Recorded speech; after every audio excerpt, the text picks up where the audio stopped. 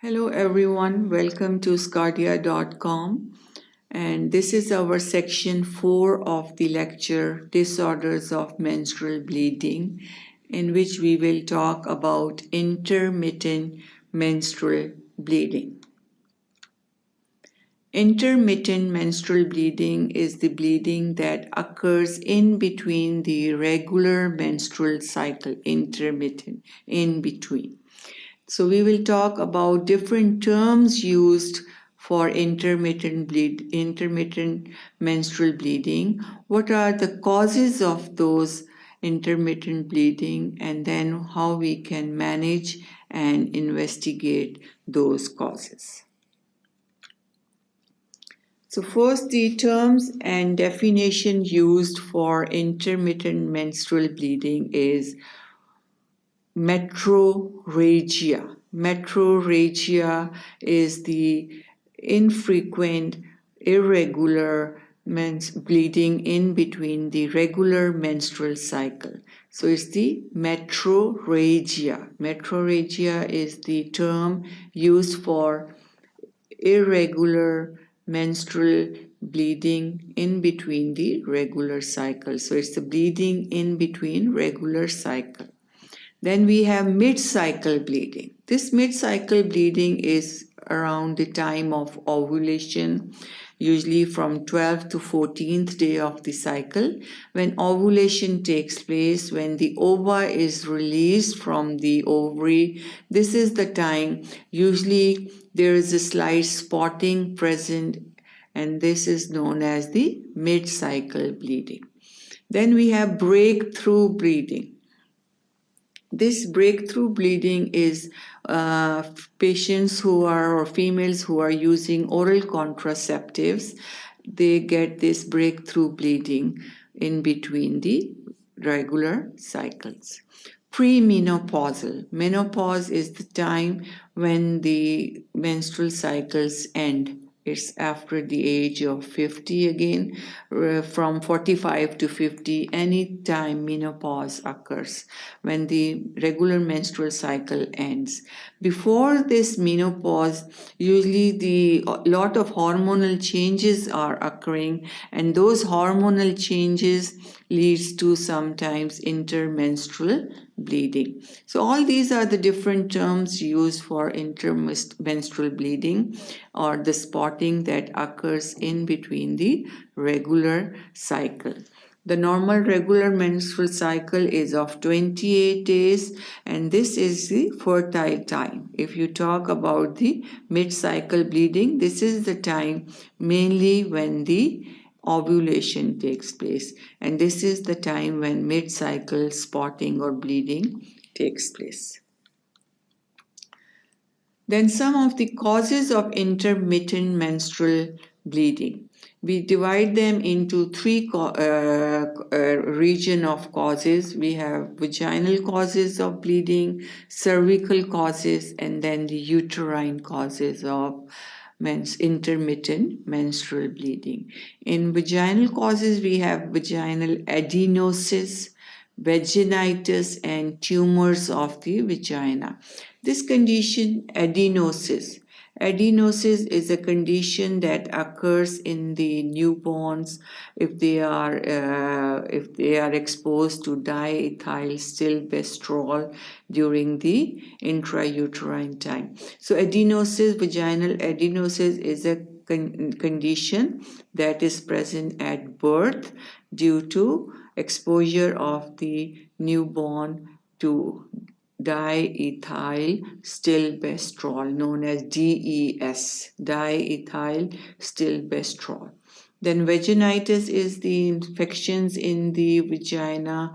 Whenever you see the word itis, this itis is infection or inflammation. Vaginitis, infection of the vagina or inflammation of vagina. Cervicitis, inflammation of the cervix. Endometriitis, inflammation of the endometrium. So itis, remember the word itis means inflammation. So whenever there is infection or inflammation, it leads to intermittent menstrual bleeding and tumors also. Then the cervical causes are polyps. Polyps are very important cause of intermittent menstrual bleeding. Polyps are the growths of abnormal tissues or cells if they are attached to the mucous membrane. So polyps, they are growths of the cell which are attached to the endometrium cell attached to the mucous membrane. If they are attached by a stalk, it's called pedunculated. If no stalk, it's known as the sessile polyp. So in the cervix, we have polyp, we have gonorrhea, other important cause of intermittent menstrual bleeding. Gonorrhea is STD, sexually transmitted disease caused by a bacteria, Clostridium gonorrhoeae. And then we have cancer. Cancer is cervical cancer, can also cause intermittent menstrual bleeding. Then the uterine causes of intermittent menstrual bleeding is again fibroid, polyps, cancer, and endometriitis.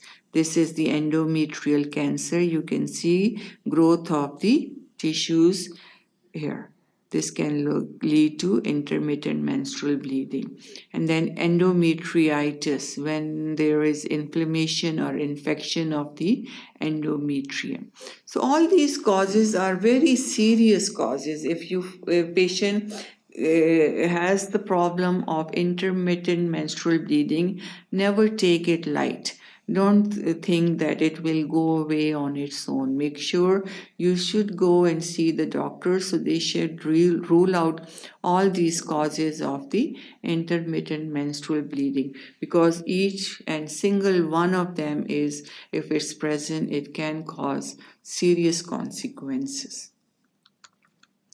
Next, the treatment of intermittent menstrual bleeding, we have endometrial ablation. Endometrial ablation, as we talked before, is the burning or the destruction of the endometrial tissue by the probe that burns it or destroy it if there is too much hypertrophy or growth of the endometrial tissue. Then progesterone IUD, intrauterine device progesterone, that slowly releases the progesterone and brings the endometrial tissue back to normal. That's also important, good for intermittent menstrual bleeding. And hysterectomy is the removal of the uterus if the fibroids are big and too many in number and they are not going away with any other treatment. Hysterectomy, sometimes when you take the uterus off, that leads you can get rid of the fibroids. Similarly, polyps, and then all these is hysterectomy. But if the family is complete and if the menopause is reached and there is bleeding issue or bleeding problem, hysterectomy is sometimes the best option to remove the uterus. This is the incision in the lower abdomen for hysterectomy, and this is, they are taking away the uterus, hysterectomy. So that concludes our section 4 of our lecture topic, disorders of menstrual bleeding, in which we talked about the intermittent menstrual bleeding, what are the causes, what are the consequences, how we can manage and investigate intermittent menstrual bleeding. Thank you for watching sqadia.com.